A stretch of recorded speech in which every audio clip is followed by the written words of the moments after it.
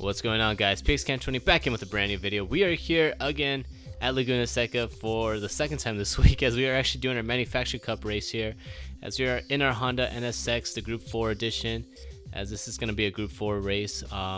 In this lobby, we have a lot of A+ rank players and S rank players. This is a really high split lobby. It's not the top end tier. We're still a little far down to reach the top, but we're getting closer and closer there, as we are right now, I believe, at 52,000 driver rating points as of recording right now. So when coming to this race, we have a lot of guys faster than us and a lot of guys slower than us. So I'm hoping that we can just get a really good qualifying lap, because at Laguna Seca, I'm okay at. If I could knock down a really good lap, then I can be somewhat lethal here.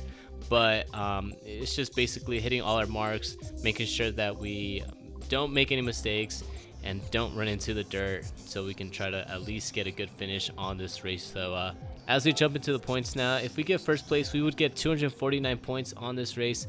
But I'm shooting for a podium here. I'm being a little bit more realistic, as I know I'm not going to be able to win here, especially in the Honda. Just not that good of a car around here. I mean, it's got good turning, but there are other cars that have a lot better handling on this racetrack than the NSX. So we're just going to try to qualify as best as we can, and hopefully, again, just run our strategy, and hopefully we can get a really good finish on this race. Now, before we jump into qualifying, we're trying to reach the goal of 10,000 subscribers before the end of the year. So if you guys really enjoy the content, please subscribe to the channel and leave a like on the video, as it really helps out the channel when you guys do so. Anyways, that's enough promoting myself. Let's jump straight into qualifying. So coming out into qualifying, our target time that we're trying to reach is a 127, as I was able to get a 126.8 on one of my practice races. But let's see what we can do here as we come out of our final corner on our first flyer lap. We've been right behind the Mercedes the entire lap, so he's been giving us a pull on the slipstream. Let's see what we can get here. We get a 126.6, probably our best lap, and we were actually on pole for a second, but we get the motor all the way back down to third, and we're just waiting till the end here to see where we're going to start off, as currently we are in fourth, just waiting for the results to confirm. As we're just waiting, and we get the confirmation, so we are starting in fourth place, our best starting of the season, and can't be too disappointed by that, honestly. Especially in this Honda, it's really difficult to drive the Honda on this racetrack, in my opinion. But coming into the intro now, the strategy that we're going to be running here is to start off on the softs, wait until about lap 8 or 9 depending on our pace, switch off from the softs to the mediums, and then switch off from the mediums to the hards on the final lap. As the tire wear is not too bad here, but the fuel consumption is, as we're going to have to come in regardless, especially because of the fuel. So all three compounds are required, so depending on what we're looking at on fuel, I think we're going to come in and top off between the softs and the mediums, but I guess we'll just see during the race, and hopefully the strategy will work, and hopefully we can get a podium or win on this race. So jumping into our race here, we are getting the 3-2-1, and we get our start now as we are coming down the start finish line in fourth place now. Coming right behind the Porsche right ahead of us, we're on the slipstream of him as we're going into turn number 1. Brake very early so we don't run into the back of him as we head into the first corner here. Get a really good run on him as we are almost close to his back bumper here as we come out of the second corner. Shifting our brake bias to 0, as for some reason it kept going to the rear of 1, but we had to shift it back up to 0, so we fixed that automatically there as we come into this fast right-hander. We're still right behind the Porsche, but you can see we're starting to get pressure from behind here, as we're going to try to cover the inside coming to this left-hander. We do so as we brake right before the 2 board. Clip our apex as best as we can, but we accidentally hit the sausage, and that's going to cost us coming out of the exit here. Coming out of the exit, we're getting a look on the inside by the McGain, and he's able to make an overtake on us as we head into the left-hander. He gets a little bit loose though, so we're going to try to get a run back onto the inside as we get a cut back. Heading onto the inside of the Renault here, coming to the corkscrew. Is going to give right here as we brake early. He brakes early, but he actually cuts us off, and he got very lucky that we backed out of there. If not, we would have made contact with him and spun him out. As you can see, just cuts us off directly, and I had to stay on the brakes there as we head into the first part of the corkscrew. But now we lost so much time to the top 3, and we have to just catch back up here as we're heading down to this right-hander. So coming to the right-hander, you see right ahead of us, the Porsche actually goes a little bit wide, and the Renault is all over his back bumper here as we head into this left-hander. Coming to his left-hander, the Renault is trying to make an overtake on the Porsche as he's able to on the inside, and we're going to come right behind him on the straightaway and see if we could try to catch up to him, as he just looks like he's just struggling with his tires here as we come into his left-hander. So coming to his left-hander, the Porsche actually goes out very wide coming out of that corner, And you can see how much time we're actually gaining on him as we're coming to the corkscrew. Coming to the corkscrew, we're still right behind him as we are trying to just clip our apex as best we can, and we are able to do so. But the Porsche loses so much time from the Megane as we're jumping into lap number 4. And you can see how much time we've gained on him as we are now in his slipstream heading to the corkscrew. Coming to the corkscrew, braking as late as we can. We almost made contact with him as he's just braking very, very early, struggling a lot with his tires and his race pace. As we are jumping into lap number 5 now. Coming to lap number 5, heading to turn number 1. We're just getting closer and closer to him as he makes a mistake there heading into turn number 1. We're trying to make him move on to the inside, but we got back out of there. But we're able to get on the outside here of the right-hand corners. We're going side by side, trying to make a cutback here as we almost run to the back of his bumper. He goes a little bit wide as he's now on the dirt. Staying right behind him on this back bumper, we head into the right-hand corner. We get a good exit here as we come down this short straightaway. Gonna shift it to the inside, try to make him move on to the inside as we head into his left-hander. Are we gonna be able to do so? No, we're not.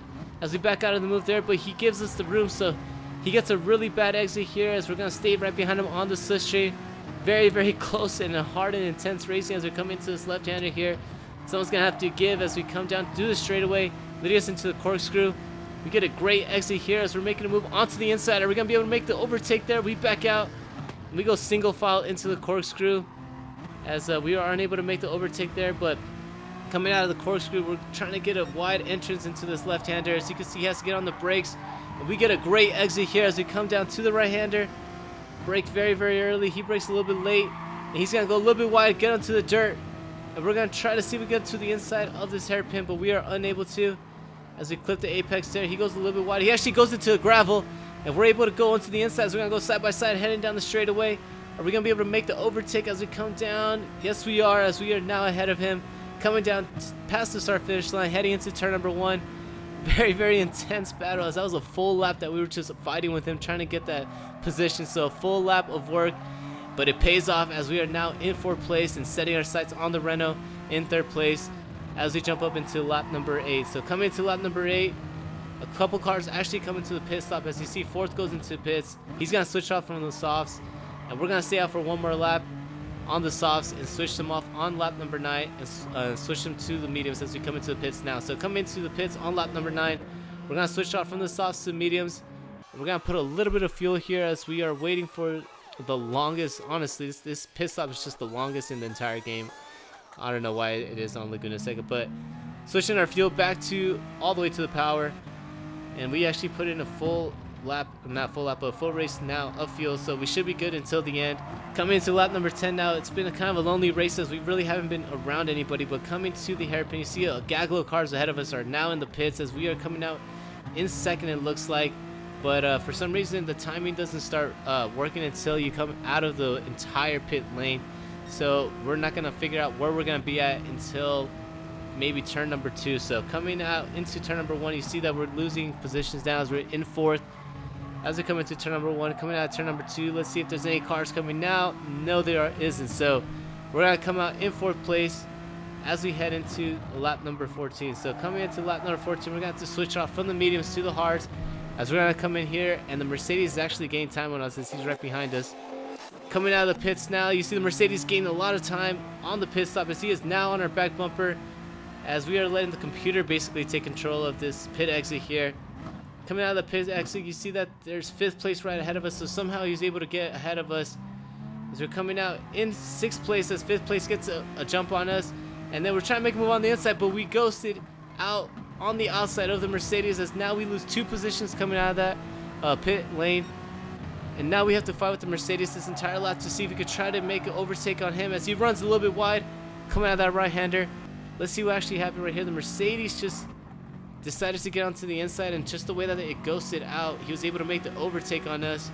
But again, we are both on the hard tires, so we're going to push as much as we can to try and make an overtake on Mercedes as we really screwed up the strategy here. Somehow we were in 4th place, but now we are all the way in 7th place as we are actually getting pressured by 8th place now as we come down into this left-hander down the straightaway, leading us into the final time to the corkscrew. We're still right behind the Mercedes here. Are we going to be able to do anything here?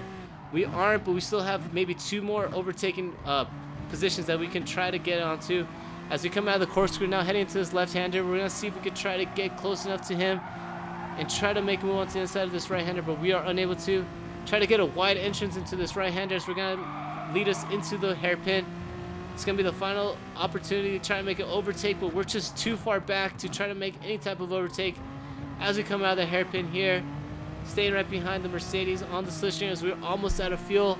Heading down the straightaway, we're going to finish this race in 7th place as we really blew it again on this race. I don't know how the heck we ended up from 4th place all the way to 7th. I think maybe I just didn't save enough fuel, or maybe just the tire strategy. I'm not sure, but somehow we blew the race, went all the way from 4th place to 7th place in the span of about, what, 5 laps, 6 laps. So really close, intense race with the Mercedes, as we probably could have finished in 6th or 5th. Maybe if we would have saved a little bit more fuel, but for sure we could have finished in 6th if we would have known about the ghosting trick that the Mercedes pulled on us. I mean, I can't be mad at him. It's part of the game, but again, it's just a little frustrating that that's the way we got overtaken by a little ghost glitch trick or whatever you would call it. But anyways, if you guys really found this video entertaining, please subscribe to the channel and leave a like on the video. It really helps out when you guys do so. And I hope to see you guys on the next one. Peace out.